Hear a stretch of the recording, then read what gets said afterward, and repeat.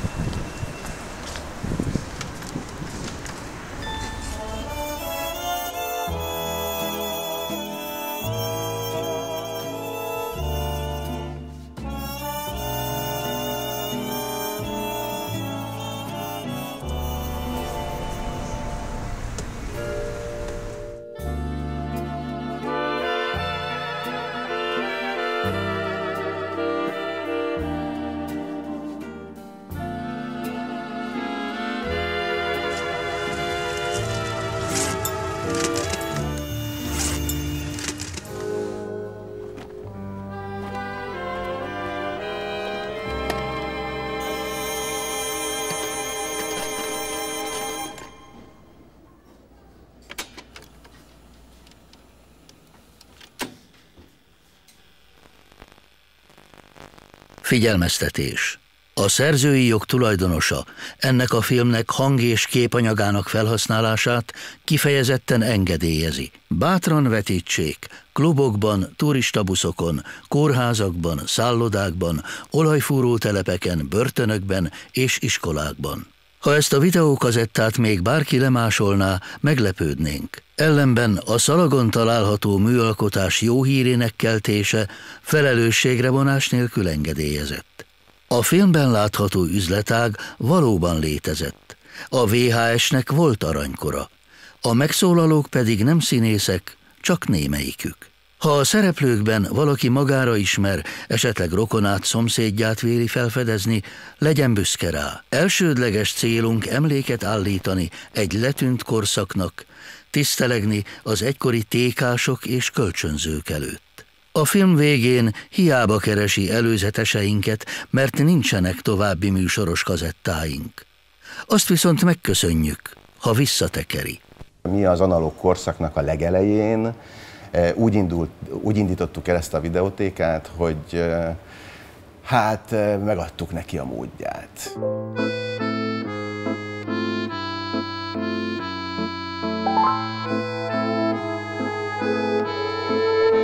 Filmszínházunk bemutatja a Volt egyszer egy téka című dokumentumfilmet.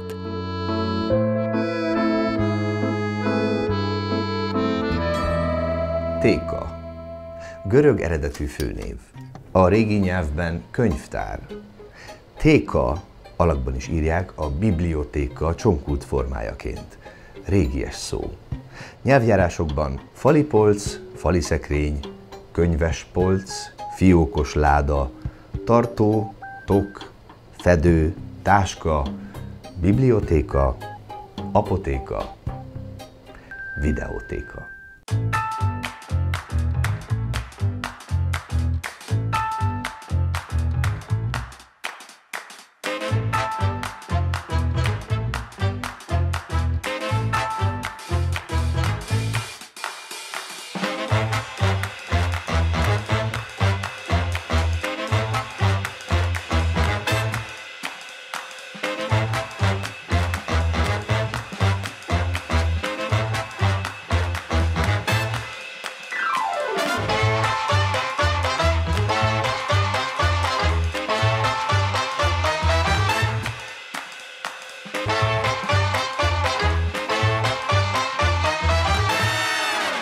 Egy dologban biztos vagyok, hogy tékásnak nem születik az ember, de aki elég nagy filmbolond, az könnyen odapofozhatja az élet.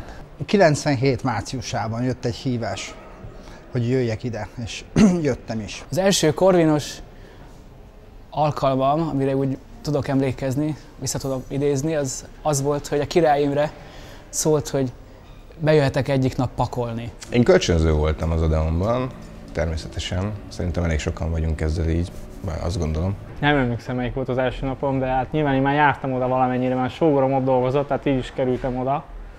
Leginkább azért, mert elköltöztem otthonról, és fiatal voltam, kellett a pénz. 93. december 13-án nyitott az Odeon, Igen. És aztán te jöttél 94 tavaszán. Péter volt az, aki mondta, hogy ő ezt most már így egy kicsit úgy unja kéne ide valaki fiatalabb, mert hát ugye ez 94-ben volt.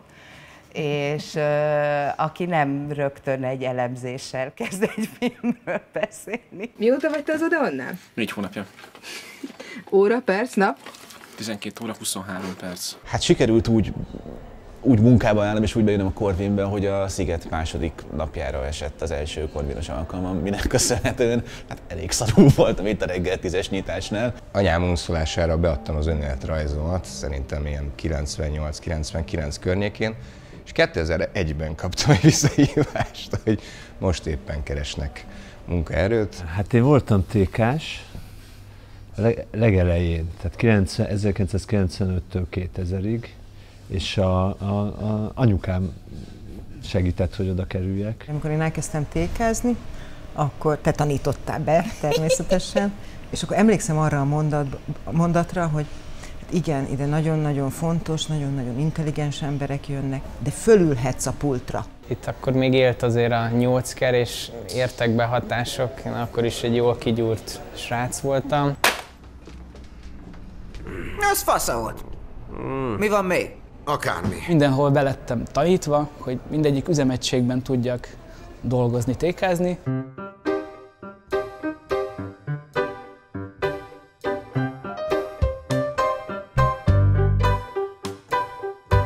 És ugye ez a 8. kerület, tehát amikor Imi szárnyai alatt dolgozgattam, akkor mindig mondta, hogy majd én őket kiszolgálom, ezeket te is kiszolgálhatod, ezeket meg csak én szolgálhatom ki. Mindenképpen volt egy legendás hangulata ennek a helynek, amikor meg kellett küzdeni tényleg nem csak minden egyes filmen, minden egyes kiadásért, hanem volt minden egyes mondatért is, hogy valamit kihúzzunk valamiből, hogy pont konkrétan mit akar, meg hogy mi is a szándéka. Én most úgy nem tudom, hogy mire vagyok úgy kíváncsi. Mire legyek. Van valami ötlete, hogy itt most ez nagyon sok túlkínálatom van, ugye? Tematika? Tematika. A tematikájában úgy mindegy nekem. Nem tudom, valami... Klári, mit vegyek ki? Jó. Klári se tudja, szóval kéne valami segítség. Az emberanyag az, ami nagyon fura volt, hogy mennyire más és más kultúrkörből jönnek emberek. Ugye a Hollandba kezdtem, ott azért eléggé masszívan a művészfilmek mentek, aminek én nagyon örültem, és fél év után átkerültem a Corvinba először, ott meg aztán teljesen szélsőséges volt a kölcsönző réteg. Abban a korszakban, amikor tényleg, kik voltak a videókiadók akkor? Tehát a Vikónak voltak, csak B és C filmeket lehetett kapni, és mi megjelentünk 4 vagy 5 darab Buñuellel, meg Fassbinderrel, meg Jarmussal. Tehát szóval amikor kitettük a 13 VHS kazettát a polcokra, 10-15 cm-es távolságra egymástól, hát fantasztikus polcaink voltak, és tényleg úgy néztünk ki, mint az Irci könyvtár, csak nem volt még elég filmünk. Mégis másnap már tele voltunk, és hát jöttek az emberek. Mindig úgy gondoltam, hogy egy ember hogyan viszonyul az adott filmekhez, azt nem is feltétlenül azon, hogy mennyire becsülik, vagy mennyire tartjuk, azt nem is biztos, hogy azon lehet lemérni, hogy milyen minőségű, milyen színvonalú filmeket néz, ez nagyon szubjektív. Hanem inkább azon, hogy milyen színességű, milyen sokaságú filmeket néz. És az Odeon ebből a szempontból egészen különleges volt, mert nem voltak nagyon preferált irányok. Az Odeonnak soha nem volt a profit vagy a pénzkeresés a célja. Mindig egy ilyen missziós tevékenységet folytatott, és minden más, ami mellette volt, hogyha egy kicsit kommerszebb film, vagy hogyha egy kicsit más jellegű film a moziban is, akkor az azért... mind annak érdekében volt, hogy be tudjuk mutatni azokat, amikről tudtuk eleve, hogy kvázi veszteségesek lesznek, tehát hogy kortárs művészektől, vagy ezek a rendezői sorozatok, amiket ugye mi hoztunk be úgy VHS-en először Magyarországon. Bergman. Igen, Buñuel. Tehát, hogy Wenders. Egyszerűen mindenki hülyének nézett minket akkor. A legelső magyar videótéka, a Mokép videótéka 1985. december 10-én nyílt meg a Majakovszkij utca 40 szám alatt. Ez a mai Király utca, a Terézvárosban található. Itt körülbelül 460 filmet lehetett kölcsönözni, ezek többségében 56-os filmek voltak, de időnként felbukkantak nyugati filmek is, felirattal, esetleg angol vagy német szinkronnal.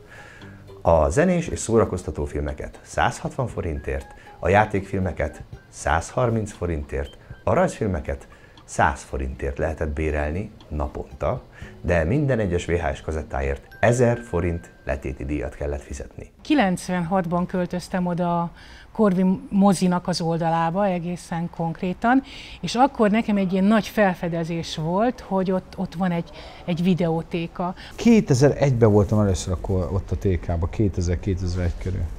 Úristen, de rég volt. Az Odeon téka az mindig is volt. Tehát én igazából arra emlékszem, hogy oda nem kellett valahogy úgy belépni, hanem az ember azért megy oda, mert hogy ott van az a kultúrkincs, amivel foglalkozik, és hogy ahogy a sarki Szabó Ervin könyvtár volt, úgy volt a számomra egyébként az Odeon téka is. Amikor így elkezdtem ezzel az egész filmmel így komolyabban foglalkozni, akkor egyszerűen csak úgy ez létezett. Tehát, hogy még az eredőjét se kérdeztem meg azt, hogy mit keresek én itt. Hát jöttem, mint a sarki könyvtárba, hogy filmeket vegyek ki. Szent István Parkban nőttem föl, és a Hollámba jártam, és az összes kötelező olvasmányt azt videókazettán csaltam ki, és onnan olvastam el az összeset. Nagyon nem szerettem akkor még olvasni. Nekem az Odeonban volt először tékás élményem. Tehát hogy egyáltalán az, hogy ez a tékás, aki ott az asztal mögött van, azzal érdemes kommunikálni, azzal így bármilyen módon, mert akikkel azért az ember korábban találkozott, ugye főleg ezek a vidéki videótékák, stb. Hát ez a helyes lány szűk pólóban kategória volt körülbelül. Tehát jó, persze nyilván próbáltál vele beszélgetni, a más nem akkor azért, mert jól nézett ki, de úgy nem volt érdemes tulajdonképpen. Úgyhogy emiatt ez nagyon-nagyon konkrét élmény, nekem egy egészen fantasztikus, tehát ilyen paradigmaváltás volt az Odeonnak a videótékája, hogy hirtelen elkezdtem tudni filmekről beszélgetni azzal, aki azokat a filmeket kiadja. Iszonyatosan jó volt filmdrogosokkal körbevetni magát az embernek, mert ezek a srácok filmdrogosok voltak, én is az voltam, és tényleg semmi másról nem szólt az élet, csak a csajokról, meg a filmekről. Kompletten úgy éreztem magam mindig, mint a popcsajok, stb. De pontosan az, csak TK-ban. Tényleg lett egy otthonom, ahova elkezdtem bejárni. Hogy végre bejárásom volt, egy klub tagja lehettem, ahol szívesen láttak. Jobb, ha le se jössz. A Corvin téka az olyan volt nekem, mint a Cinema Paradiso gépháza. Ott mindig történt valami jó. Elvihetem ezt a filmet? Mondja már meg, elvihetem? Elvihetem ezt a filmet? Nem! Izgatottan vártuk, hogyha megjelenik egy új film, akkor azt megtaláljuk majd a TK-ban, illetve ami szerintem az erőssége volt ezeknek az Odeon videótékás anyagoknak, az, hogy egy olyan archívummal rendelkezett, olyan művészfilmekkel, olyan régi filmekkel, amiket amúgy így nem nagyon találtunk meg. Mindenki azt mondta, hogy ennek semmi értelme nincsen, mindenki azt mondta, hogy kommerszfilmeket kell csinálni, és mégis gyakorlatilag 2 nap alatt az Odeon lett a legfontosabb téka a városba. 2 nap alatt. Tehát megvertünk 2 nap alatt mindenkit.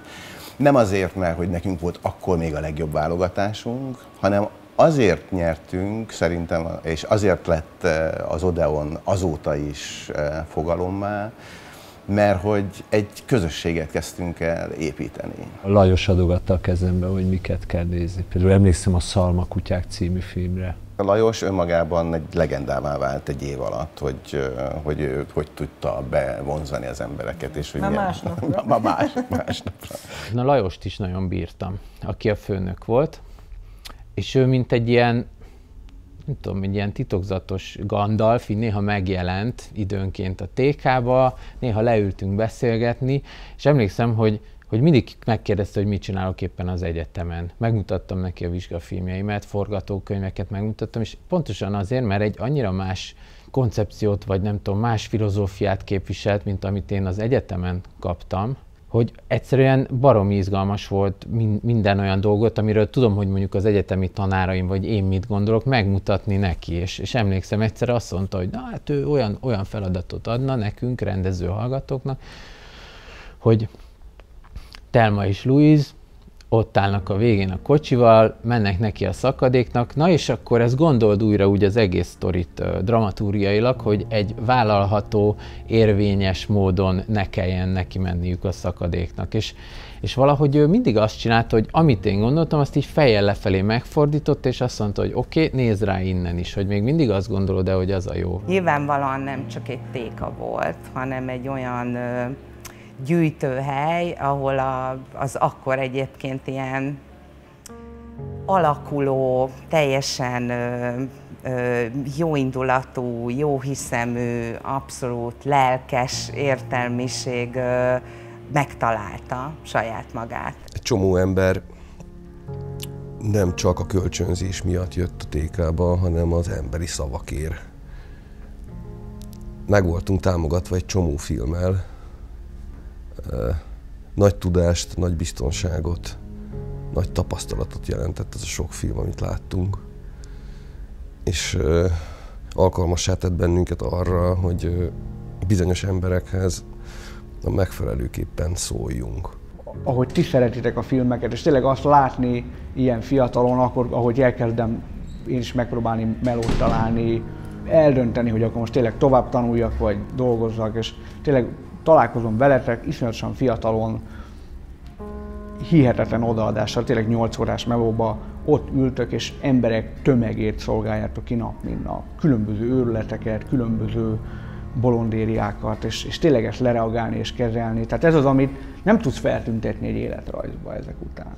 De hogy ezt igazából nem is feltétlenül értékelik eléggé, hogy milyen mértékű odaadást kíván ez a munka. Mindenki érződött egyfajta empátia, egyfajta türelem, egyfajta, hogy jó, meghallgatunk mindenkit egyébként, hogy itt vagyunk, nem tudunk ezzel ellen mit csinálni, úgyhogy inkább benne vagyunk a dologban, és inkább segítjük ezeket a társalgásokat. És én azt gondolom, hogy ezért szerettük annyira, és ezért szeretjük azokat az emberek, akik ott dolgoztak, vagy hát igen, ott dolgoztak, most már múlt éven beszélünk róla, mert megvolt bennük az az empátia, ami mindig, minden esetben annyira jól esett. Mit ajánlana egy 6 éves kisfiúnak, aki minden éjjel bepisil? Mondja, milyen új filmjei vannak? Vadi új filmek. Megvan az a film azzal a fickóval, ami a múlt évben ment a mozikban? Az volt benne az izgalmas, hogy a TK-s ismerte az ízlésedet, és tudta, hogy mit kell ajánlani. De rengetegen egyébként csak ürügyként jártak oda, tehát a filmeket szerintem volt, aki úgy vitte, hogy meg se nézte, csak egyszerűen el kellett jönni az Odeonba, ott tracsolni. Elmentem egy filmet, ki akartam venni, és a végén egyrészt nem azt a filmet vettem ki, hanem 8 másikat. Magáért az időtöltésért jártam oda, hogy otthonosan érezzem magam veletek. Olyan is volt, azt is imádtam, azt a típust is, aki így órákat beszélgetett mondjuk egy, mit tudom én, valami egészen, mondjuk egy Sebastianról, vagy valamiről, amiről mondjuk azért tényleg nem könnyű. Majd utána nagyon halkan kikérte az Armageddon. Én azért szerettem ezt az Odeon dolgot, meg nekem azért fontos azóta is, mert valahogy akkor azt éreztem, ilyen nagyon konkrétan és nagyon direkten, hogy jót teszek a világban, a világgal. Beszélgettünk mindenről. Tehát szokásokról, szerelemről, akkoriban talán még politikáról nem annyira, de ugye a világ dolgairól és a világ nagy kérdéseiről mindenképpen, és hát filmekről. TK-ba járni szerintem a világ egyik legcsodálatosabb dolga volt. Főleg, hogy 40 forintért lehetett kibérelni egy filmet 2 órára. Akkoriban még tényleg komoly összegek mentek el egy ilyen komolyabb videótéka tagságra. Majd én is beiratkozom. Az fasz. Semmi.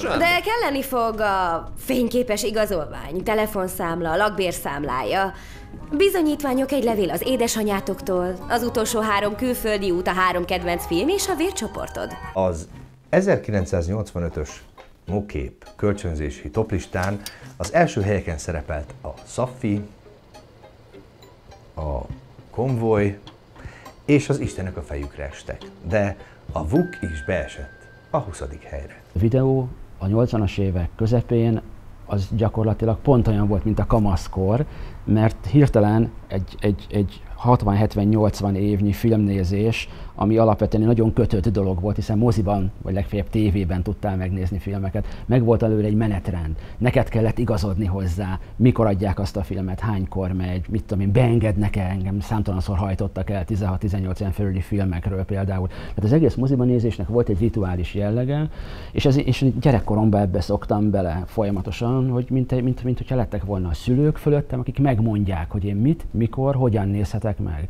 És pont amikor a kamaszkor beindult, és az egész generáció milyen szerintem, akkor jött hirtelen a filmnézésnek is egy kamaszkora, amikor egyszer csak elkezdtél szabad lenni, elkezdtél szabadon válogatni. Délután gyakorlatilag focilabdámmal elfociztam magamat a Corvin TK-ig, és próbáltam bebizonyítani akkor már rögtön 15 évesként éreztem, hogy ez más millió, itt azért érteni kell a filmekhez. Amikor először megnyitottuk a videótékát, a TK hátsó részében egy lézerdiszk lejátszó terem volt, és lézerdiszkeket játszottunk. A mellette levő teremben 5 vagy 6 kis televízión lehetett nézni VHS-t helyben. Arra emlékszem, hogy az apám azt mondta, hogy a videót azt ugyanúgy kell használni, mint a könyvtárat. Tehát, hogy mindent föl kell venni, és mindent rögzíteni kell, és katalogizálva voltak nálunk a VHS-ek. Be voltak számozva, volt egy füzetünk otthon, amiben bele volt írva, hogy melyik mivel volt a Ceausescu kivégzése, és akkor utána volt a, nem tudom, Star Wars 2, és akkor egymás után jöttek. Nem tudom, hogy még most is megvan-e, hogyha elkezdenék filmcímeket mondani, akkor tudjátok-e még a kaziszámokat? Vagy hogyha elkezdenénk kaziszámokat mondani, akkor be tudjátok-e nyögni a filmcímet, és esetleg még elmondani, hogy hol volt. Melyik volt a 13-as, a Baraka? Egyes volt a Brazil, 13-as a Baraka. Igen. Ezek a sorszámok voltak. Ezeket szerintem az összes régiódanos tudja a saját filmeknek a kódjait fejből. Ez szerintem még 50 év múlva, ha élünk, akkor is tudni fogjuk. Szóval ez, hogy veletek, amikor mondjuk a meló után még beültünk valahova, és hogy effektíve kaziszámmal kezdtetek el filmeket jelölni, meg embereket a kártyaszámuk alapján, hogy ajajaj, mindenkinek megvoltak ugye a saját kedvenc figurái. Egyszer bejött egy helyi erő, és mondta, hogy olyan Jézusos filmet keres, ami nem vallásos. És itt eleve volt egy kommunikációs zavar, mert ez gyakorlatilag ugye lehetetlen. Megpróbáltam megtenni a magamét, ajánlottam neki filmeket, amik ilyen bibliai tévájúak, és van a Scorsese-nek a Krisztus utolsó megkísértése című darabja, kiderült, hogy azt még nem látta. Nagyon hosszan kellett neki ecsetelni, hogy ez milyen és hogy milyen film, stb. És mondta, hogy ne árulja el semmit, de meghal a végén Jézus. Karácsony előtt volt néhány nappal. Nagyon szép vallásos filmeket akart elvinni, és így kezdte, hogy a Passziót ezt elviszi, és még adjak mellé pár filmet, és amikor elment, akkor lelkemre kötötte, hogy majd jön be a barátnője, ő is akar majd filmeket vinni. Neki mondjam, hogy a Passziót ő már elvitte. Benn van-e a Rambó? Nincs. Akkor adjál valamit a Rockitól. Jó. Egy olyan filmet szeretnék, hogy nem szabad lemenni a pincébe, de mégis lemennek. No, hát Pityu kimaradt. Sokat gondolkodtam, hogy mit néznénk meg, hogy így zuhog az eső, hát ha valami lenne olyan hátborzongató dolog, ami közben nem félelmetes, mert ő azt szereti, a félelmetes, én meg nem szeretem. Ha van olyan, ahol hogy ez úgy váltakozik olyan ritmusban, hogy ő egy kicsit félhessen, én meg ne, hogy ilyen van-e. Akkor megjelentek az első keményebb kölcsönzők, akik ők döntötték el, hogy milyen a nyitvatartás és a visszahozattal, akkor egy kicsit kedvemet szegte ez a dolog. Úgy tudtam, hogy 11-kor már nyitva van a videótéka. Már 11:20 van. Kétszer telefonáltam már neki, biztos mindjárt itt lesz. Hé, nem hiszem, hogy olyan megerőltető az a munka. Én is szeretném, ha azért fizetnének, hogy tévét nézek. A téka az 10-től volt nyitva fél 5-ig, és fél 5-től 11-ig estig. Ez a két műszak létezett, de mi ott voltunk mindig. Tehát csináltunk dupla műszakokat is, vagy csak egyszerűen ott éltünk. Nagyon szerettünk ott lenni. 11 óra, 7 perc vagy 8 perc. És mit kaptál tőlünk? A drótot. Hanyadik? A második évad, 4. lemez.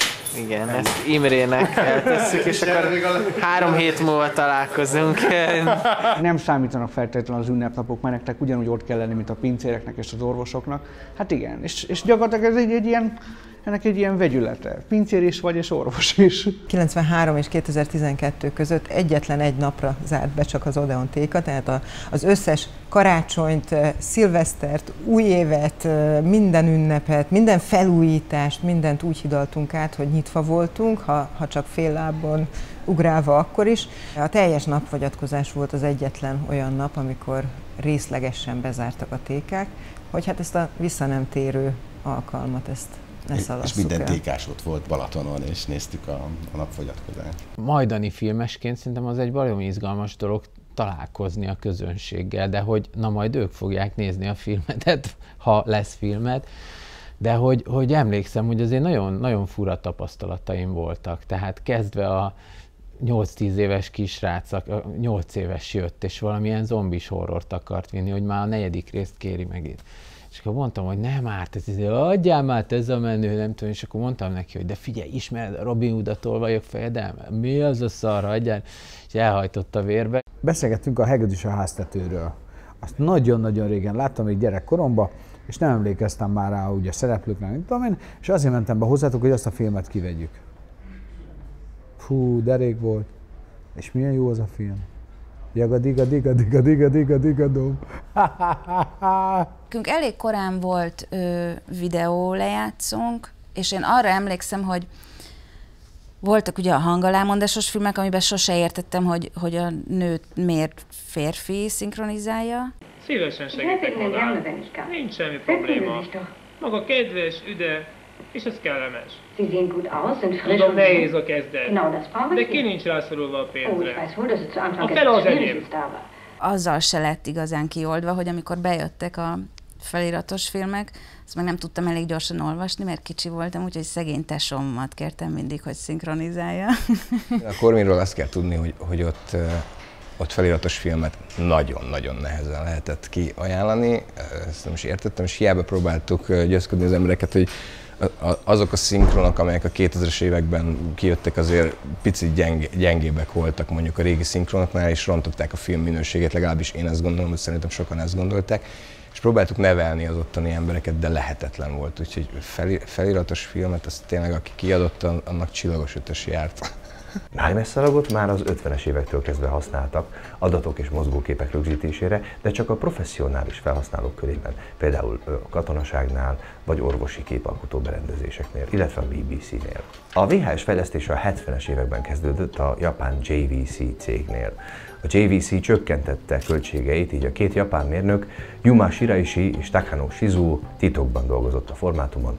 1973-ban hozták létre az első működőképes prototípust. A Vidstar 1280, egy üres videókazetta, akkoriban $20 került. A legnagyobb japán gyártók, például a Hitachi, a Mitsubishi vagy a Sharp mind beálltak a VHS formátum mögé, érdekesebbnek, izgalmasabbnak, emberbarátabbnak gondolták ezt a formátumot, mint a Sony zárt rendszerét, a Betamaxot. Hát a házi VHS élmények azok nyilvánvalóan messzire nyúlnak vissza, de tehát a 80-as évek elejéről beszélünk, amikor azért megnézni egy VHS-t, az nem úgy ment, bár egy kicsit úgy ment, mintha ma akarnánk megnézni egy VHS-t, hogy nagyon kevés lehetőség van rá. Gyerekkoromban a legjobb barátomnak, általános iskolai legjobb barátomnak, meg szinte az első között volt a környéken. És nem csak, hogy videómagnója volt, mert ugye az még csak-csak, de hogy kazettákat is tudott kapni. Ugye akkor még nem volt semmiféle kölcsönzés, vagy ilyesmi. Emlékszem rá, hogy az egyik legbiztosabb forrása az egy nagybácsi volt, aki Nigériában dolgozott kiküldetésen, és onnan küldte haza angol nyelven a VHS-eket. Általános iskolai osztálytársamnak az apja kamionozott, és külföldről neki volt először VHS magnója, és meghívott minket magához suli után. És akkor volt a 8. utas a halál hangalámondással, Terminátor. A Terminátor. Hé, haver! Döglött macskád van, vagy mi? Lehetséges válaszok. Igen, nem, tűnjel, kérem jöjjön később, takarodj te seggfej. Takarodj te seggfej. tesz, hogy egy robot, és bemegy egy rendőrségre, és mindenkit lelő. Emlékszem, napokig ilyen extatikusan meséltem a papámnak, hogy figyelj, mindenkit. Értem kis. De mindenkit. Egy ember értem kis. De nem, mondom, bement, és mindenkit lelőtt, hogy ez milyen.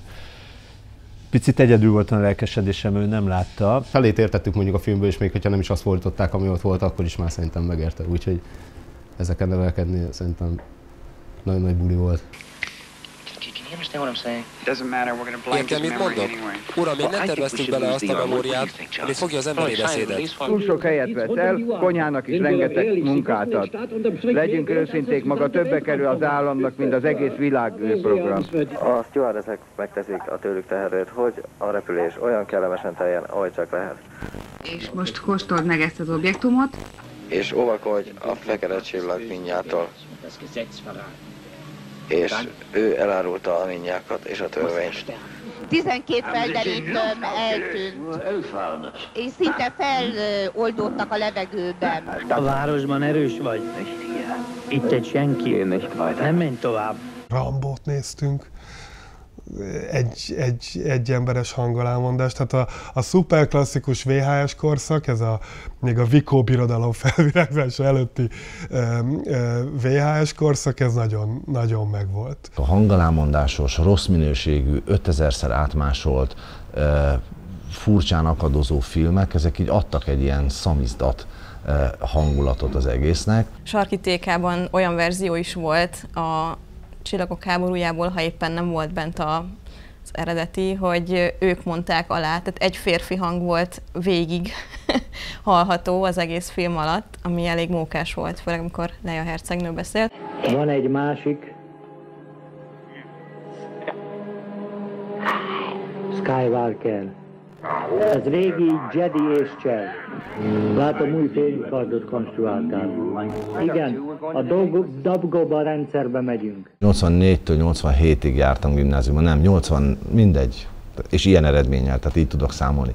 87-ben érettségiztem, tehát a 80-as évek vége, 90-es évek eleje az volt a VHS betörése az országba, de hát csak a gazdag osztálytársaknak volt magnója. Így aztán oda jártunk, és házi bulikon találkoztam először hangalámondásos Stallone, Van Damme, és hát hadd ne említsem a dolog erotikus vonalát. Az első szörnyű emlékem az a Zoltán a vámpír kutya volt, Zoltán Dracula kutyája.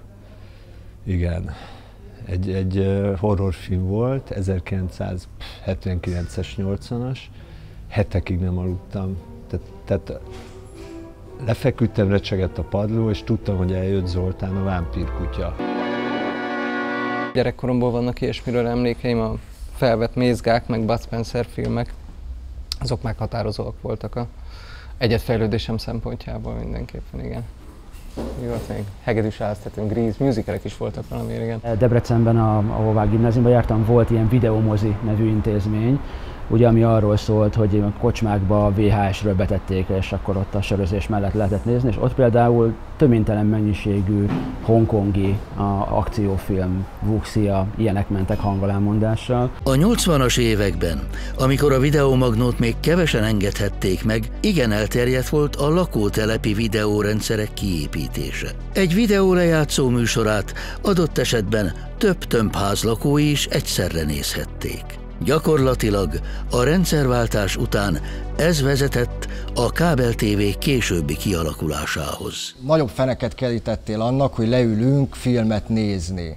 Tehát azért az tényleg egy esemény volt. Főleg még azokban az időkben, amikor nem is volt feltétlen mindenkinek VHS lejátszója, és akkor többen összejöttetek suli után azon az egy lakáson. Nem nézhetnénk meg maguknál a krimit. Éppen kérni akartam rá magukat, kedves Paula. Nos, akkor gyömöszölődjenek beljebb.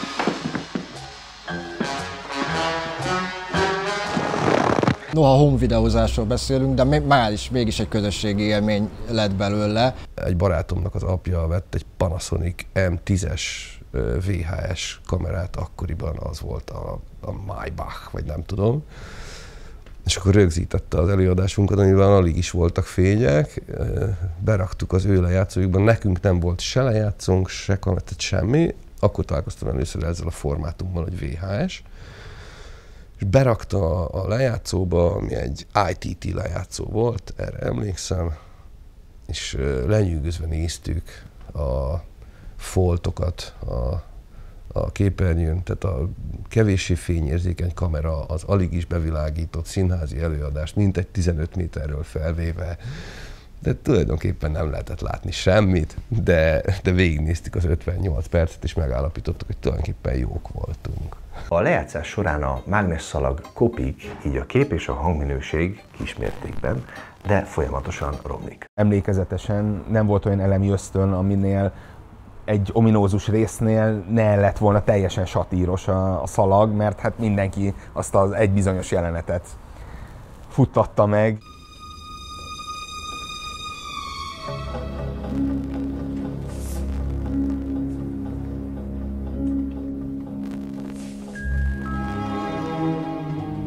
Egy VHS-sel, főleg egy régi VHS-sel, ha most előveszek például egy 20 évvel ezelőtti VHS-t, abban már valahogy benne van annak a VHS-nak az előregedése és az elmúlása is.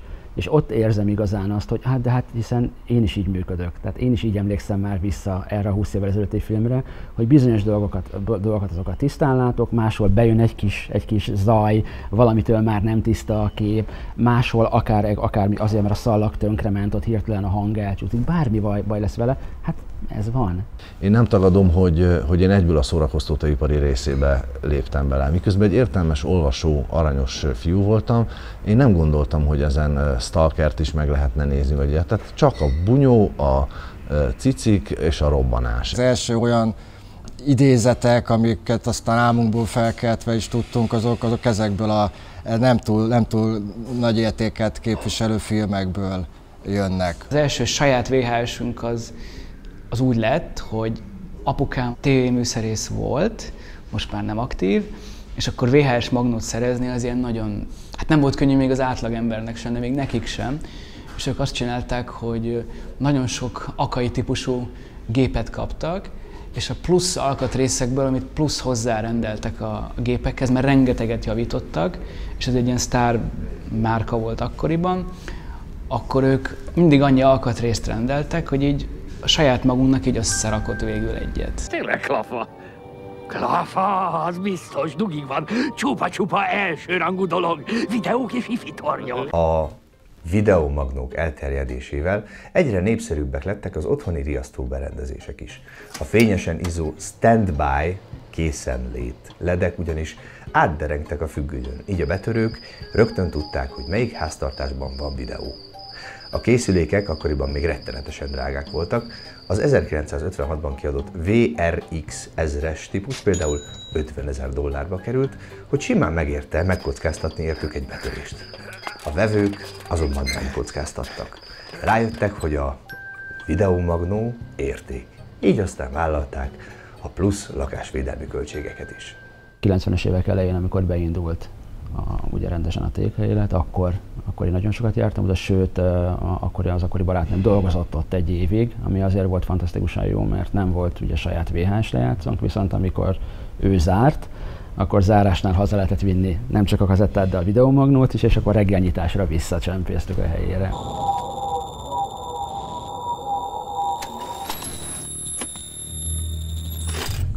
Első VHS, azt tudom, hogy sárga volt a színe.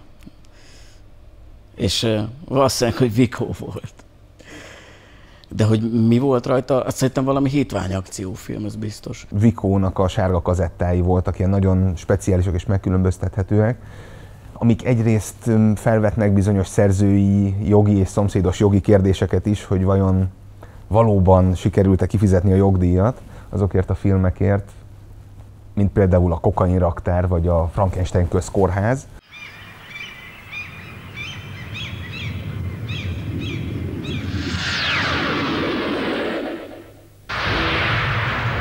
A Vikó filmjei az ön kedvenc filmjei. Börtönbolygó.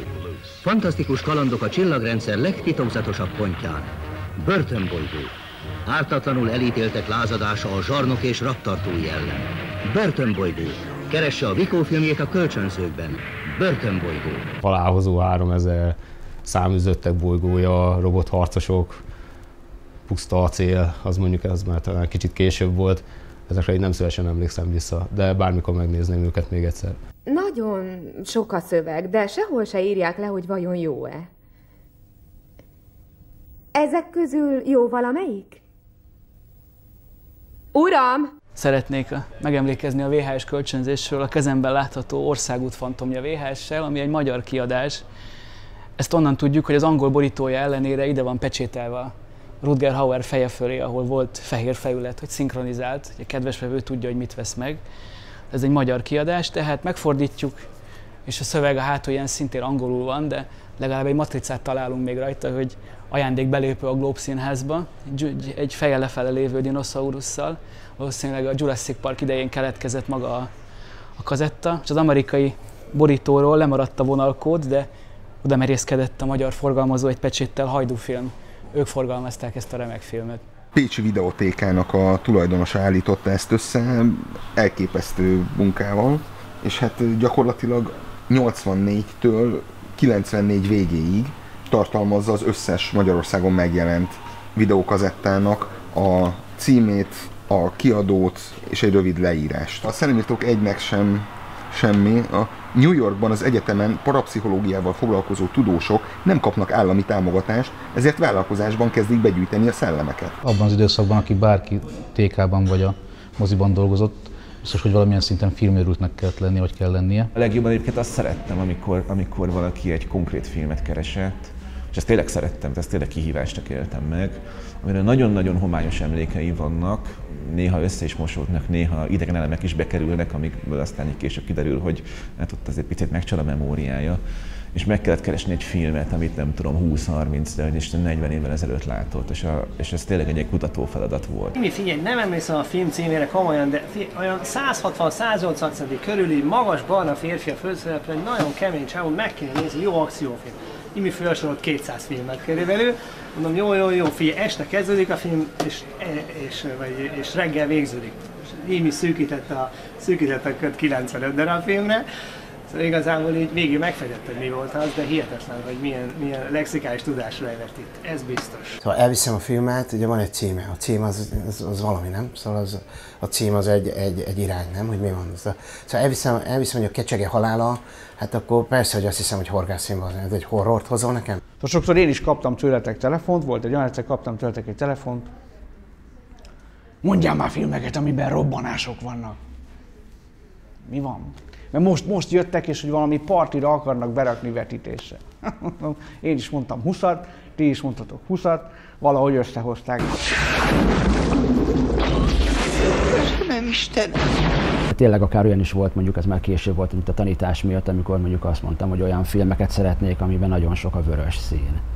Tehát, hogy bármi olyan, amikor éppen valami formálemzést kellett, vagy olyan tematika, és akkor valami nagyon szűk dolgot mondtál. Tehát milyen film legyen az, ami mit tudom én, és akkor Sarkvidéken játszódjon, de ne horror legyen, és nem tudom, és akkor ezen elkezdünk gondolkodni. Volt egy időszak, amikor óriási fogyasztójává váltam az Odeon TK-nak, sőt, a Corvin TK tulajdonképpen volt az egész alapja annak, hogy én ezt a Final Cut Hölgyeim és Uraim című filmet meg tudtam csinálni. Ugye ez a film a végső kalkuláció alapján 450 klasszikus, filmtörténetileg fontos, vagy nekem fontos filmekből áll össze. Nem forgattunk hozzá semmit, hanem régi klasszikus filmek snittjeit használtuk fel arra, hogy egy új filmet hozzunk létre.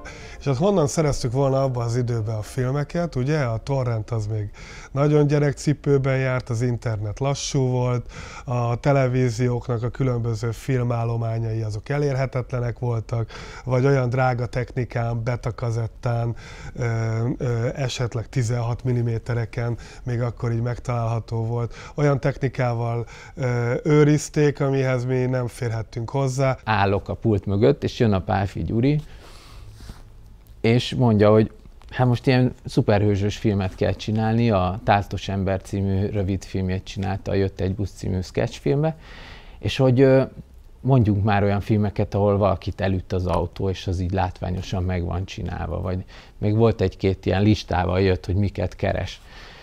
És ez nekem így baromi szimpi volt, meg ilyen példaérdekű, hogy hát így is lehet. Pálffy Gyuri, mikor a Final Cut-ot vágta, akkor minden reggel ide szólt, hogy ma egy csók jelenet kell, és hogy ez meg az a film kéne.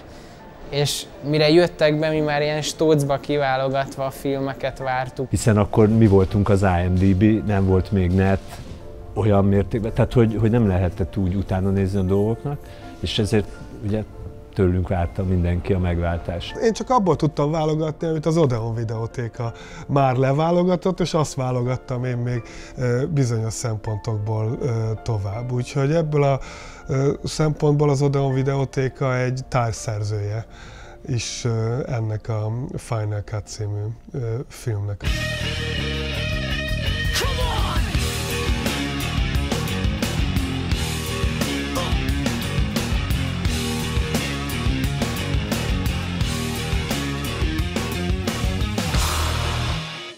Most voltam 2 napja Mostárban, és ott elmondták, hogy ugye a lerombolt öreg hidat azt a magyar hadsereg építette tulajdonképpen föl. Ők búvárkodtak, ők szedték ki a régi köveket, alkatrészeket a Neretvából, és akkor abból építették újra a hidat. És az jutott eszembe nekem ott abban a pillanatban, hogy milyen érdekes, mert hogy ennek a kontingensnek hónapról hónapra mindig mi állítottunk össze a filmeket. Egy 30-50 darabos ilyen válogatást, hogy ők, amikor szabadidejük van, akkor tudjanak mit nézni, és hát egész megható dolog volt ez nekem ott a helyszínen ebbe így belegondolni. Igen.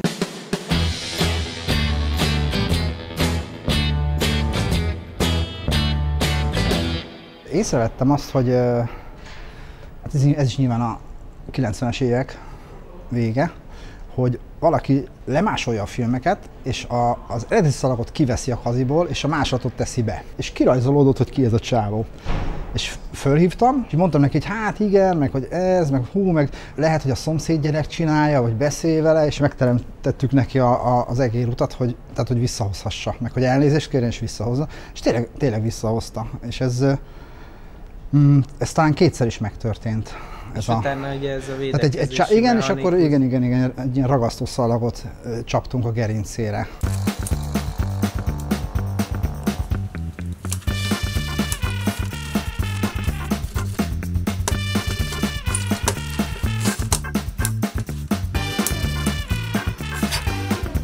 Én nagyon szerettem a Corvint. Nagyon-nagyon szerettem. A szerdai napokat kevésbé, az volt a megjelenés nap. Ott teljes őrület tombolt minden szerdán. Volt egy előjegyzős füzetünk, amiben mindig fel kellett írni, hogyha valaki elrakatott egy filmet. Általában ugye ilyen maximum 2-3 példányt kaptunk egy filmből, és nyilván a friss filmekre a teljes másoló gárda lecsapott, akik terjesztették tovább a mi filmjeinket nyilván, amit mi megvettünk kölcsönzéses joggal, azt ők azonnal lemásolták és továbbadták. Puskinba volt meg ez az élményem, de rendszeresen jár be egy csávó, mint egy drogdíler, táskából dílelte a másolt DVD-ket. Rendes klientúrája volt, így láttad, hogy mikor érkeznek az emberek, és így ment a kis piac. Megjött szerdán a film, föl voltunk már rá iratkozva egy héttel előre, átvittük, volt 1,5 óránk, és vittük is vissza. Így másoltunk mi annó VHS-t. Ilyen nagy kék táskája volt, és rengeteg DVD, tudod, mindenféle címke, más semmi. Nem volt faxni, egyszerűen csak egy másolt DVD. És volt egy ilyen kúró hosszú listája, mint a karaoke-nál. És akkor azon választotta és vetted a másolt DVD-t. Olcsón hozzá lehetett jutni, kis asztalról, furcsa alakok árulták mindig. Ez nekem a Rambo, ez nekem alapfilm, és ezért én még egyszer nem nézek meg egy filmet, mármint ugyanazon a kazin, tudod? Én akkor egy másik kazin nézem meg még egyszer a filmet. Ezért van 102. Ha nem hiszed, akkor hülye vagy, hát ez van. Nem lépek kétszer ugyanabba a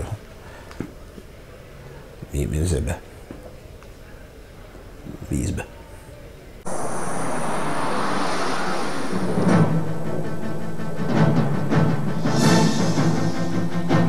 Szerintem a legmegdöbbentőbb, amit így tőlük láttam, az bejönnek, megkezdik, hogy tudnak hosszabbítót szerezni? No, persze, semmi akadálya. Előkerült egy hajszállító, és így mondom, ez most mire lesz? Borítóról elkezdik így lemelegíteni így a hologramos matricát, mert sajnos a filmásoknak volt egy rossz szokása, hogy ezeket a matricákat így csak ilyen feketébe vitte át. 10 év az életemből. 5 évig kalapoztunk, hogy összeszedjük a költségvetés 80%-át. A 18 hónap alatt felépített díszletünket a cunami. 3 évre le kellett állni. 17-szer írtuk át a forgatókönyvet. A főszereplőt levetette az elefánt, mindkét lába eltörött. A producerünk magángéppel lezuhant. 400 elefánt, 5 bengáli tigris. 800 szerződtetett színész és 28 000 helyi statiszta. A gyártásvezető öngyilkos lett. 3-szor kaptam idegösszeomlást, rászoktam a Xanaxra. A feleségem elhagyott. A palota felgyújtási jelenetben bennégett 4 kaszkadőr. És te csak úgy lemásolnád? Mi a véleményed a Vágyforradalma című filmről? Imivel azt mondtuk mindig, hogy nem csajozunk munkaidőben.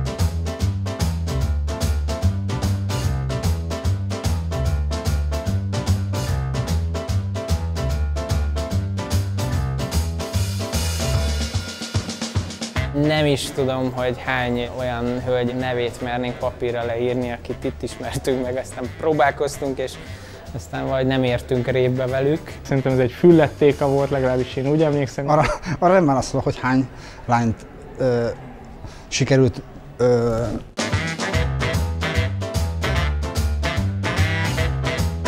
Én nem csajoztam. Én az ember mindig a aktuális kedvesével járt be a TK-ba, és akkor ez volt egy ilyen családi hangulat is, hogy akkor azt így az ember így bemutatta, ő a barátnőm. Ugye a barátnőktől függően változott az ember filmízlése, kivel mit lehet nézni. Rengeteg lány tetszett, élveztem azt, hogy úgy udvarolhatok, hogy nincs tétje a dolognak, tehát igazából nem csajoztam be a TK-ból. De nagyon sok lánynak udvaroltam. Valamelyikünknek megtetszett egy kölcsönző hölgy, akkor azt monogrammal jeleztük a többieknek, hogy nem szeretnénk annyira, hogyha tömörülés lenne. Van, aki nem értette a Woody Allent, az szakításra adhatott okot. Maguk egy nagyon boldog párnak látszanak, nem tudom, jól látom? Igen. Mondja, és ezt mivel magyarázzák? Hát én teljesen felszínes nő vagyok. Nincsenek gondolataim, nincs bennem semmi érdekes. Én pontosan ugyanilyen vagyok. Értem. Akkor valakivel megnézed az Annie Holt és nem röhög, ez valamit az jelent. Ez nagyon elitista gondolat, de hogy sajnos nálam ez így működött.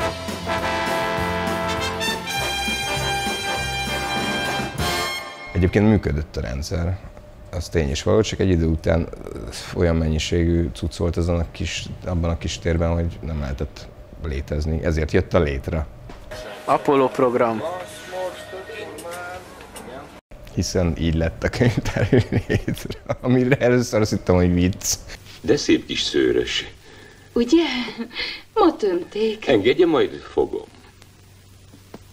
Az adatbázis DOS alapú rendszer volt, tehát nem lehetett csak úgy bármilyen szórészletre rákeresni, tehát hogyha a sebhelyes arcút, nem tudom, névelő nélkül ütöttük be, akkor nem volt meg az a film. Simán elküldtünk valakit, hogyha kezdők voltunk. 10-15 ember állt folyamatosan sorba, és úgy dolgoztunk, mint egy ilyen kínai vendéglőben, vagy egy ilyen futószalagon. De hogy annak volt egy ilyen pátosza, vagy nem tudom mi, hogy nyomjuk az ipart. Hétvégén, délután, este meg elképesztő pörgés volt. Abban nem ritkán 3-an dolgoztunk, azon a kis téren, és próbáltunk úgy együttműködni, hogy megkérdezni az igényt, elvetni a kazettát, fizetni, közben ajánlani, az ajánlott filmet előkapni, megnézni, hogy benn van-e, ezt odaadni, és úgy, hogy közben sorok alakultak ki, és egészen elképesztő pörgés volt néha. Ugye iszonyú, lassan, becsillelt állapotban jön, megy, kavarják a kávét, papucsba.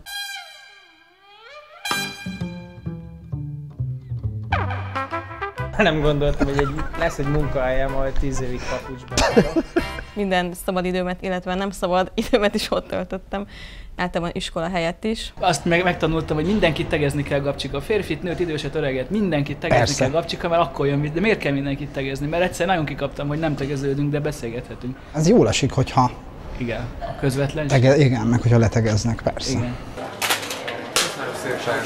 Hello! Téka is olyan, mint a kocsma, hogy ott áll az ember a pult másik oldalán, hallgatja, hogy mit mond. Igen, akkor legyen szíves ezt a filmet nézni. Olyannyira, hogy tudok pszichológust, illetve pszichiátert, aki filmekkel gyógyít. Tehát ha azt mondom, hogy kicsit a pszichológusaink voltatok, akkor lehet, hogy nagyot mondok, de lehet, hogy nincs messze az igazságtól. Azt gondoltuk, és egyébként szerintem a mai napig ezt gondoljuk, hogy a filmekkel igazából jobbítani lehet az emberek életét.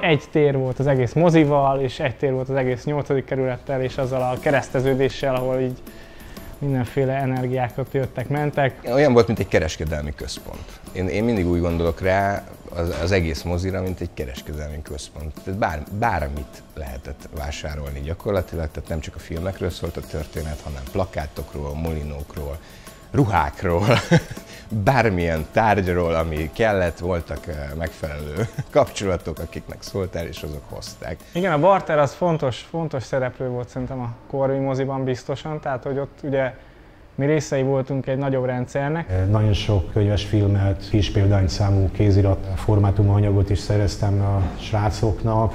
Szerezni őt tényleg, fia, kapsz cserébe könyveket, vagy valami? Cserébe kaptam néha egy nagyon speciális, ritka alkotást, úgyhogy tehát volt egy kis zug kereskedelem is a TK-n belül. Ez a cserekereskedelem, ami ott ment, én ezt valómire bírtam. Kaptak ingyen, mondtam, a szendvicsesek vittek ingyen kazettát, cserébe mi kaptunk szendvicset, aztán jöttek a mozisok, ők is vittek valamit, megnéztünk egy filmet. Szóval olyan nagyon emberi volt az egész, és pont annyira volt csibész, mint amennyire ez az ország akkoriban csibész volt. A Miss Daisy sofőrje kazetta ügyében telefonálok. Mike szerint még önnél van. Ó, valóban? Akkor megkeresem, és holnap visszaviszem. A vacakszállónak ugye 40 Towers-nek az első évadát kölcsönöztem ki. Kellemes estéket töltöttem el vele. Másfél után ezt csak realizáltam, szerintem egy költözés után, hogy Jézus Krisztus elején nálam van egy oldalmas film. Gyorsan Sovány Malac vágtába visszavittem, és Imi volt benn. És mondtam, hogy hú, és annyira tetszik, hogy nem lehetne esetleg a második felét is, hogy megvan nektek? És mondta, hogy hát ez most olyan sokáig volt nálam az első, hogy ő ezt most egy pillanat, tehát most így önhatalmulag felfüggeszteni a tagságomat egy rövid időre, hogy hadd ülepedjen ez a dolog, hadd gondolkodjak el rajta, hogy mennyi idő alatt is kell megnézni egy filmet és visszahozni a TK-ba. És a Timi megtanított egy nagyon jó trükkre, amit nagyon jól lehet alkalmazni a híres embereknél, mikor nem jut eszedbe egy olyan embernek, hanem aki mindenképpen tudnak kell. Irdatlan gyorsan beírod a saját lapodra a kazettát, és amikor elmegy, megböködöd, te ki volt ez? És gyorsan átírod az ő lapjára. Parancsolsz minden? Na, itt visszahoztam. Elvágja arcokat, figyelj. Hogy? 4 éve vittem el, és örülnek, hogy nálam volt.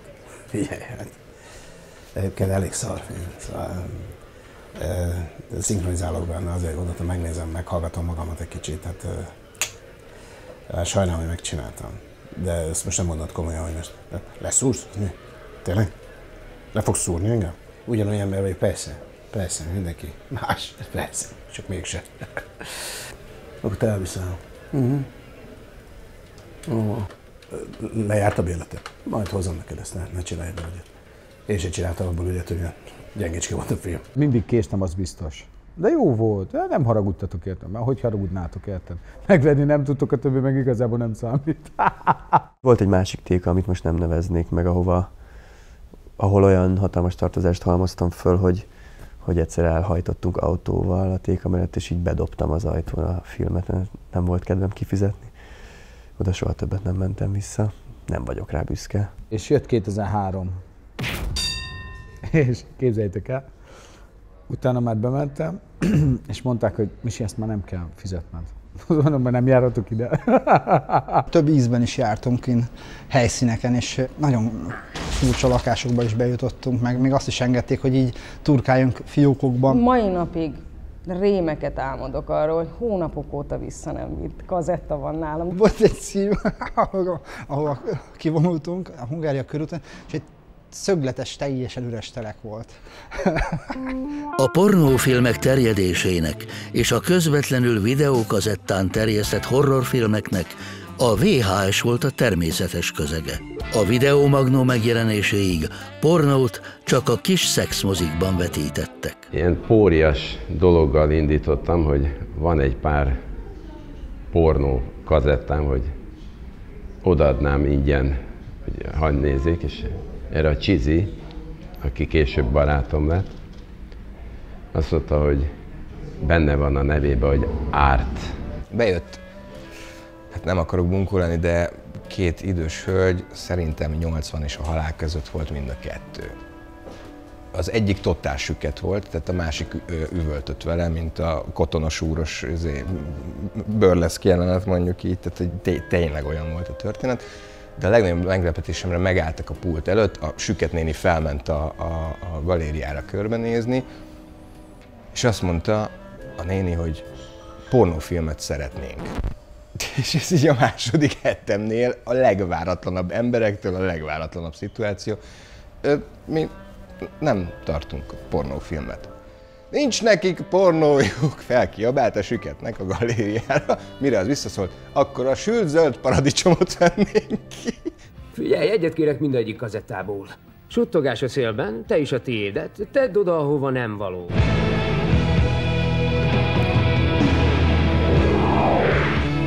Az átlagember ugye nem tud videót javítani, nem tudja szétszedni, hogyha gáz van, és nem tudja megpucolni az olvasófejet, mert az olvasófej az koszolódhatott, mert a VHS-ekre ugye rakódott mindig szennyeződés, és hogy beraktad a lejátszóba, akkor az a szennyeződés átvándorolt az olvasófejre, és ezért ugye rossz volt a kép, meg mit tudom én, akinek volt hozzá szeme, meg már látott szétszedve gépet, meg használt már kazettát, az tudta, hogyha bizonyos képjelenség van, az azt jelenti, hogy a videó fejbe van koszolódva, de akik nem tudták szétszedni, azoknak volt tisztító kazetta, az volt a lényege, hogy volt egy kazetta, amiben nem mágnesszalag volt, hanem egy olyan hosszúságú szalag, ami egy ilyen rongynak felelt, meg egy olyan anyagból volt, ami egy ilyen tisztító rony valami volt, belecsöpögtettél az oldalán tisztító folyadékot, akkor az rákerült arra a szalag részre, és azt bedugtad a lejátszóba, akkor végigpörgette ugye az olvasófejet, és letakarította. Egyszer a VHS magnónk elromlott.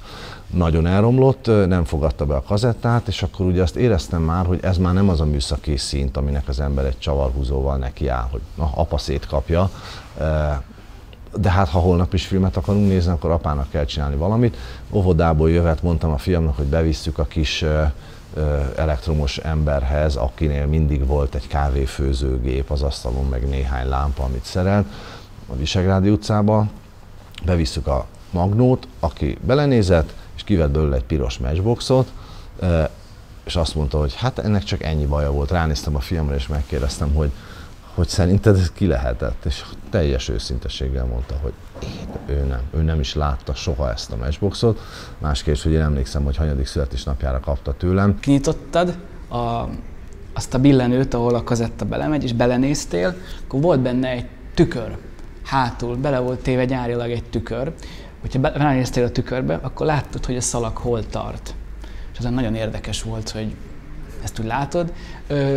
Aztán, mikor többször javították a gépet, akkor van, amikor nem tették vissza a tükröt, mert van, akinek kellett, és akkor azt a tükröt így áttette a sajátjába, vagy mit tudom én, tehát ez a tükör idővel már nem volt meg. És arra emlékszem, az a mai napig megvan, hogy apukám szerzett egy fogorvosi tükröt, amivel az ember szájába bele lehet így nyúlni, aminek nyele van, és ilyen kis kerek tükör van a végén, és azzal és így beletettük, és azt néztük, hogy akkor hol tart a szalag. Szóval ezek ilyen szép dolgok, és mit tudom, amikor ment a Belmondó film a tévében, akkor elkezdtük fölvenni, és a gyanús volt, hogy nem lesz elég hely a kazettán, akkor így beledugtuk a tükröt, és akkor így kiszámoltuk, hogy ajjajjaj, van 4 óra, és akkor a film még kávé tart mondjuk 30 percig. Ajjajjajjaj, akkor nem fog ráférni. Társ, meg kell állítani.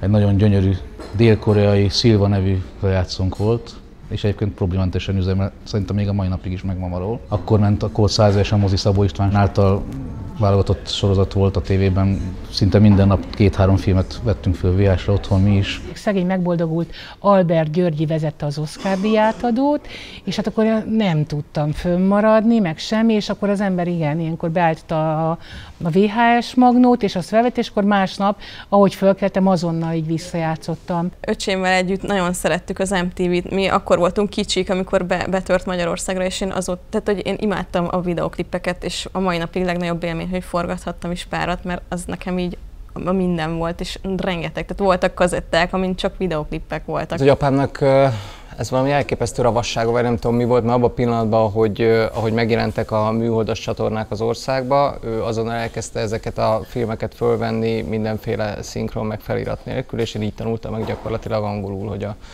Die Hard első részét, ha nem láttam 80-szor, akkor egyszer se, gyakorlatilag fejből tudtam azt a filmet. Angolul még nem beszéltem, de az összes szófordulatot ismertem a Die Hardból.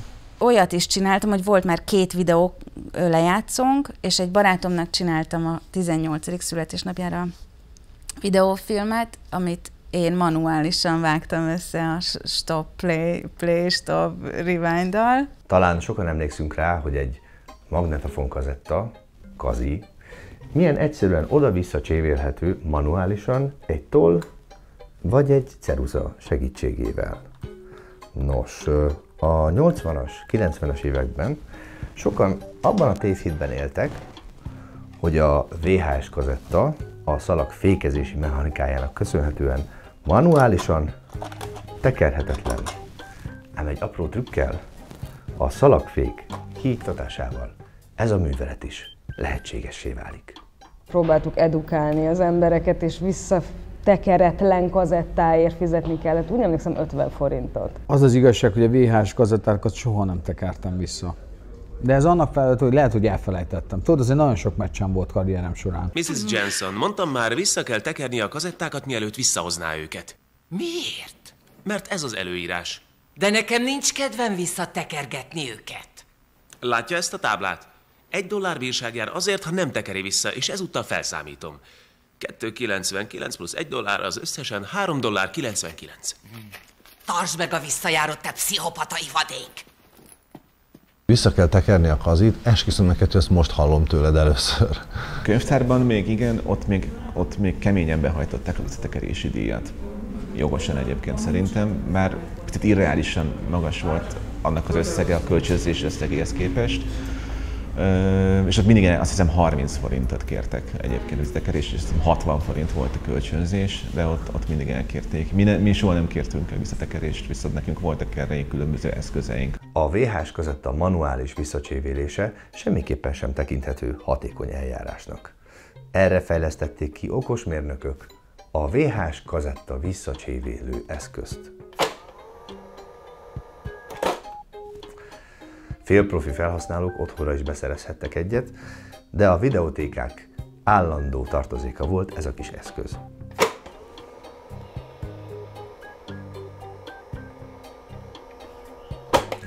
A videókazetta visszacsévélése azért is fontos eleme a kölcsönzésnek, mert a visszacsévéletlen VHS kazettákért külön pótdíjat számoltak föl a videótékások, így módon változtatva aranybányává az egyes videótékákat.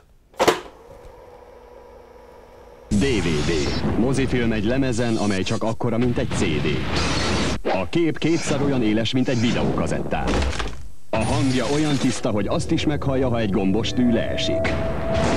Válasszon több ezer DVD-t ezektől a nagy hollywoodi stúdióktól. Nézze, hallja. DVD. Szépen lassan kiszorította a VHS-t, és gyakorlatilag 2016-ban gyártotta le a Funai az utolsó videomagnókat, ami ugye az utolsó cég maradt, ami még egyáltalán gyártott ilyeneket.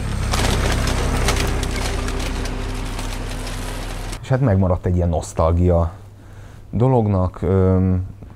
Noha hát hasonlóképpen, mint a hanglemez, hogy így egy idő után azért kezd ismét visszaszivárogni különböző úton, módon, és hát most is a Vateren 500 forintért, nem tudom, egy teljes könyvtárakat lehetne venni VHS-ekből. Én egy videótékába kezdtem el dolgozni, és azt hiszem nem sokkal később, vagy mondjuk másfél évvel később, meg már egy DVD tékát hagytam ott. Azt gondoltuk a lemezről, hogy na, az végre nem szakad, nem nyúlik, nem lesznek technikai problémák, nem hozzák vissza így, nem kell megnéznünk a szalagot, és egyáltalán nem lesz az, hogy elkezdtem, de megállt, megnyújtotta. Ez körülbelül fél év után kiderült, hogy a lemezek gyakorlatilag ugyanilyen, vagy ha nem, akkor még érzékenyebb felületek. Ott volt 4-5 darab DVD a polcon. Nagyon drágák voltak, nagyon drágán lehetett kölcsönözni.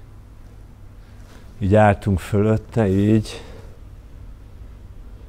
lesajnálás és gyűlölet kéz a kézben a tekintetben, hogy valami erős képzavarra jöjjek. Néztük, hogy ez mi a tököm. Akkor már volt olyan döntés, korszak, hogy akkor mi van meg VHS-en, mi van meg DVD-n, már elkezdett 2 szerkezet lenni abban a tévékonzolban alul, már egy családapa 4 kézláb töltött órákat, hogy akkor mikor mit kell átdugni, a végják kimenet, a bemenet, de most akkor azon keresztül megy a tévé, tehát hogy ez a teljes káosz. Hát ez biztos nem lesz, hát ez hülyeség, hát ez rohadt drága. A lejátszó, hogy senkinek nincs lejátszója. Oké, van neki, nagyon drágán megvette. Egyébként nincsen hozzá DVD, nem, hát most van 3. Nagyon drága, ugye? És akkor jött egyszer egy olyan dilemma, hogy na de hát ha elhoztam DVD-n valamit, akkor mi lenne csak azért, hogy ilyen modernek legyünk és ilyen high-techek, mi lenne, ha ezt a laptopon néznénk meg? Olyat egyáltalán lehet? Betettem a laptopba a DVD-t, és nem történt semmi, de nem is érzékelte, de nem is forgott, de semmi. Már mindent nyomogattam, már minden informatikus ismerőst felhívtam, és akkor egyszer csak odajött a feleségem, és kezdte, hogy mit csinálsz. Mondom, azt nem tudom, hadd nézzem. Felemelt a laptopot, hogy így az ölébe vegye, és kiderült, hogy én az asztal és a laptop közé csúsztattam be a DVD-t. És akkor azt éreztem, hogy úgy elemelte a laptopot, és az DVD ilyen szimbolikusan ott maradt az asztalon, és azt közölte velem, hogy kisfiam, te lejártál. A VHS korszak leáldozása után szellemes mérnökök kitalálták a DVD visszacsévélő eszközt. A masinára helyezett lemez meg sem moccan, ellenben a bekapcsolás után 1 percig a gyorsan visszatekerődő VHS kazetta jellegzetes hangja szól. Majd kigyullad egy kis zöld lámpa jelezvén a technikai fejlődés előtt álló felhasználónak, hogy a DVD-n található film ismét kész a lejátszásra. A teljesen bugyuta, ám de humorosnak szánt készüléket $21.99 árulták, és a gyártók, valamint a kereskedők is néhány hónap múlva hatalmas meglepetéssel tapasztalták, hogy milyen irtózatos mennyiséget sikerült eladni az egyébként tökéletesen haszontalan termékből. És a mai napig rendszeresen megkapom DVD kölcsöt, és amikor visszahozzák, hogy így picit vicceskedve odaadják, hogy visszatekertem a DVD-t, és nekem minden alkalommal így nagyon humorosan és összekacsintással kell reagálnom, hogy értem el a poént, és így értékelem is.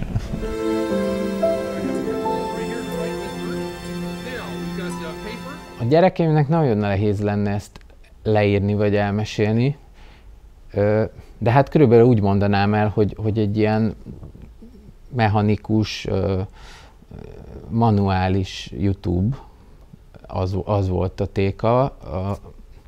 Mert az van, hogy ők már, nincs tévénk. Tehát a gyerekeim, ők már csak ebbe a mellérendeléses rendszerben gondolkoznak, tehát nekik az összes állati küldetés, az mondjuk egyszerre ott van a YouTube-on, és rákeresnek is, az van. Tehát ez a kronológikusság, ami a tévés fiatalságunkban nekünk volt, hogyha lemaradtál róla, akkor cseszheted. És a kisgyerekeimet érdekli, hogy mi ez a szerkezet, hogy ebből is lehet mesét csiholni valahogy. Igaz, hogy apának át kell dugdosni a néhány kábelt, vagy valamit, tehát ott is van egy előkészület, de hogy megjelenik a Alice Csodaországban, vagy a Hófehérke. Ami egyébként ugyanúgy megtalálná valószínűleg az interneten, de néha úgy van vele, hogy már pedig ő most kazettát akar nézni. Hogy ezek a VHS-ek milyen jól néztek ki, vagy a DVD-k, hogy ezeket így megfogtad, pattant, azok a hangok, nem tudom. Ez már nekik lehet, hogy nem mondana semmit, hanem inkább csak tehát ők valahogy nagyon adottnak veszik azt, hogy rámennek a netre, és ott van minden. És ezt már nem, olyan, mintha elkezdeném magyarázni nekik, hogy milyen volt a tárcsás telefon. Így értik, de nem értik. De vajon mennyit tudnak még erről a világról a mai gyerekek? Ez mi? Régi. Hát... Tévé. Egy ilyen Kazetta. Van hasonló a dédimnek. Egy diavetítő. Nem tudom, talán ebbe is valahonnan belefér egy videókazetta, bár nem hiszem. Ez fölötte szerintetek mi? Nem tudom. Egy tévé, egy kazetta és... Kazetta! Videókazetta. Valami DVD? Egy DVD lejátszót, egy tévét és egy CD. CD kazettát. De ez mi? Szerintem ez a rádió.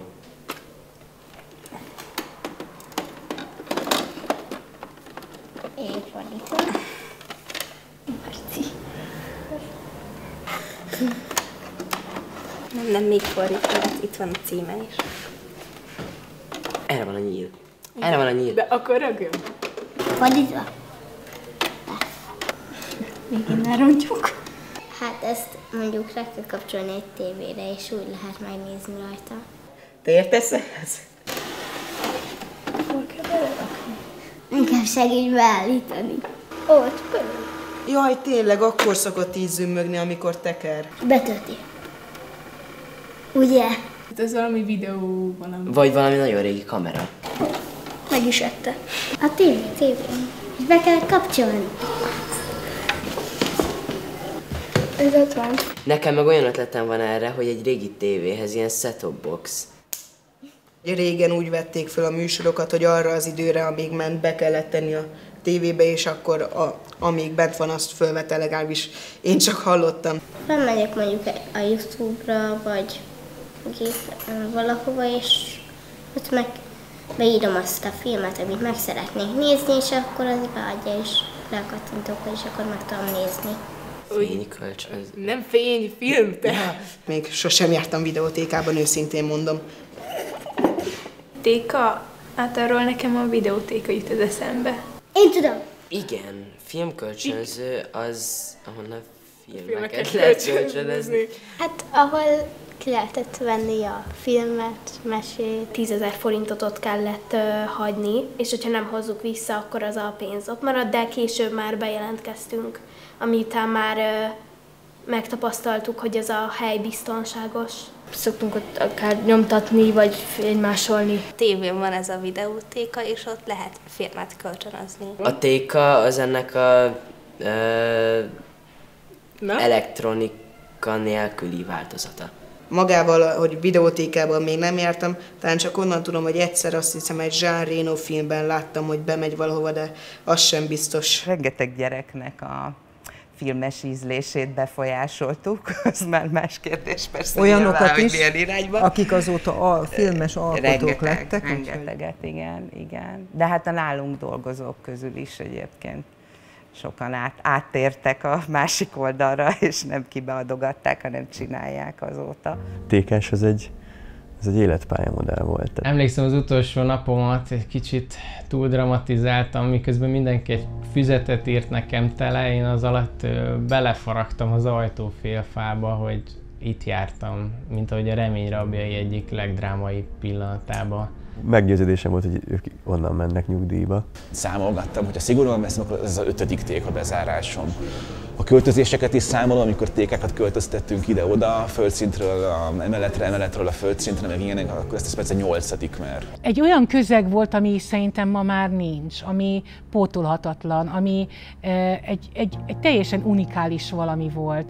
Volt egy hangulata, volt egy varázsa, volt egy világa, egy olyan élmény, egy olyan gazdagság, ami ebben a mai rohanó világban talán már nincs annyira meg. Akkor még egy picit, én kb. 96 és 2000-2002 között voltam intenzíven részese ennek a videótékának. Én azt gondolom, hogy az pont az időszak volt, amikor igen, már az életünk egy kicsit felgyorsult, de még nem annyira, mint ma. Volt még egy kicsit időnk leülni, volt még egy kicsi időnk arra, hogy megígyunk egy kávét, és közben megváltsuk a világot. Nekem nagyon jó időszakom volt. Jó kis közösség volt ott. Néha úgy el tudott az ember bohóckodni. Kár, hogy vége. Volt helyünk, volt pénzünk, és volt akaratunk, hogy Budapestet kiszolgáljuk. Átláthatóság volt, tehát volt egy határa. Nem volt meg minden, de majdnem minden megvolt. Biztos vagyok benne, hogyha egy mai internetes kereséshez, vagy egy torrentezéshez, vagy enkorozáshoz hasonlítja az ember, akkor nevetséges lenne, mert ott még a töredék verziója fekete-fehérben, koreai alámondással is meg lenne. De az emberi agy nem képes átlátni a mindent.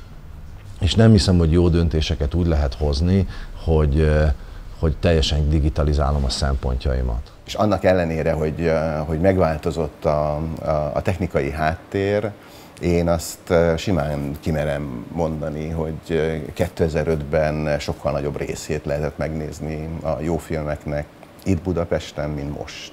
Pont most értékelődnek fel a szemembe újra a klasszikusok, a művészfilmek, mert azokhoz sokkal nehezebb hozzájutni. Az gyakorlatilag most már tényleg csak a torrent. Egy-két magyar film kivételével, amit a Tesco-ba meg tudsz venni a pénztár mellett. Amennyire nem tudtuk megadni a módját annak, hogy hogyan fogjuk ezt bezárni, annyira szépen indult ez az egész történet. Kicsit átmeneti korszak még a gépek, steampunk világa, meg a digitália között, ami adott lehetőséget arra, hogy valami ügy, ami időt igényel, ami emberi, humán interfészt igényel, interakciót, és amit csoportosan lehet csinálni. A VHS, majd a DVD-nek a kihalása, azt mi végigéltük, és hát ugye itt vagyunk a megfogható lemezeknek a temetőjében, mert itt most már más nem csinál ilyet, most már mindenki online néz filmeket.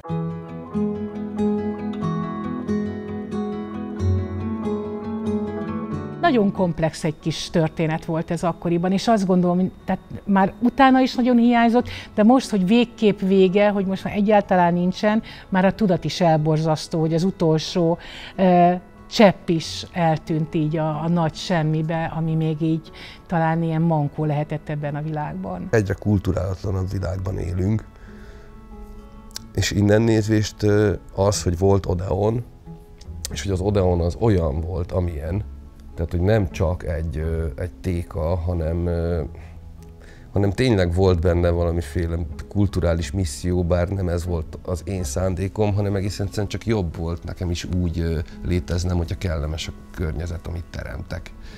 Tehát, hogyha tudok kommunikálni, és hogyha a következő alkalommal ez még flottabbul megy, és aztán még flottabbul is. Kár, hogy nincs már.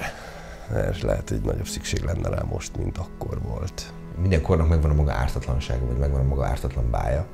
És hogy ezzel valahogy azzal, hogy bezárt az utolsó téka is, és hogy nincs többé nincs többé DVD kölcsönzés sem. Ezzel valahogy megint lezárult egy korszak az emberiség történetében.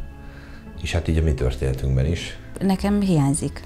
Várom, hogy kijöjjetek DVD-n. Valahogy a VHS-nek minden más formátummal szemben nem csak retrospektív, most visszagondolva 2018-ban, hanem eleve eredendően volt egy melankóliája, ami nagyon szépen kötődik ahhoz, hogy ennek az intézménynek is van egy melankóliája most már.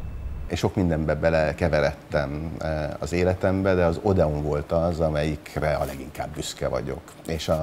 És ez volt az a vállalkozás, amire soha rosszat nem hallottam. Soha rosszat nem hallottam. Meg is hatott a vég. De ez így volt. Én nem büszke vagyok az Odeonra. Hát azt hiszem mindannyian. Igen. Na, jó van. Na, jutsunk rá.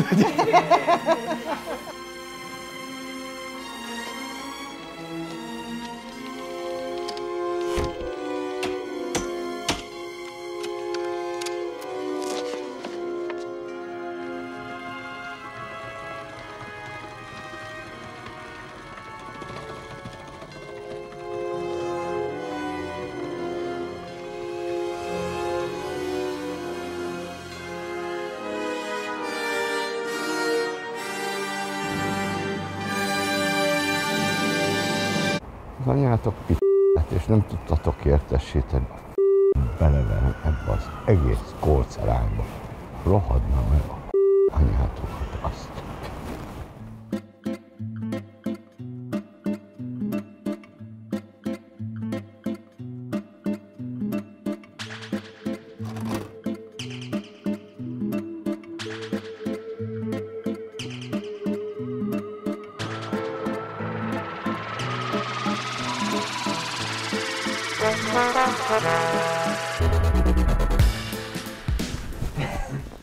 Régen egy filmet, talán túlzás, elég annyi a kendőgazítás.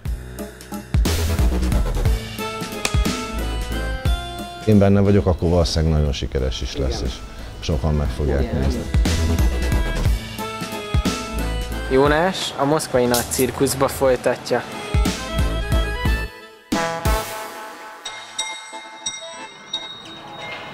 Pénzt csináltam.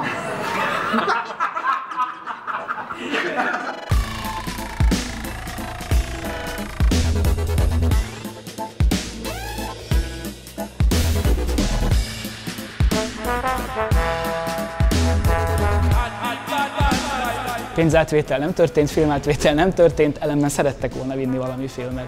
Csodás idők voltak, sose jöjjenek vissza. Figyelj, adj valami jó film, de nem akarok gondolkozni. De nem jó? De kihagyhatjuk, nekem mindegy. Na. És hát volt a másik nagy műfaj a filmet vasaláshoz. Jó, ennél jobban nem tudok színészkedni. Szerintem ez jó volt. Nem? Vagy nem? Kell egy kedves arc. Kedves barát. Én azt szerintem kedves. Nekem egy füles kell. Bármikor nagyon szívesen, ebbe vagyok a legjobb.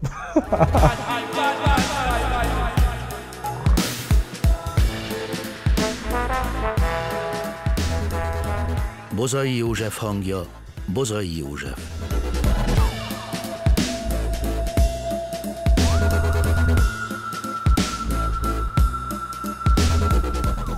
Tékás nehéz sorsú élete. Egy gatyám, egy életem.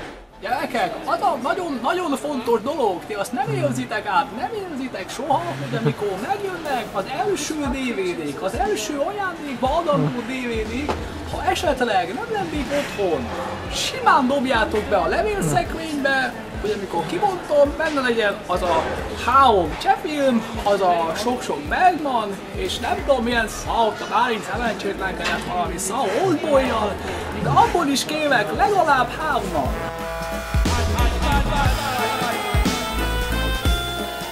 És így belóna a mikrofon. A zsírás tényleg. Megint az Odeon anyagi bázisát próbálod így megteremteni. Másra csinálom.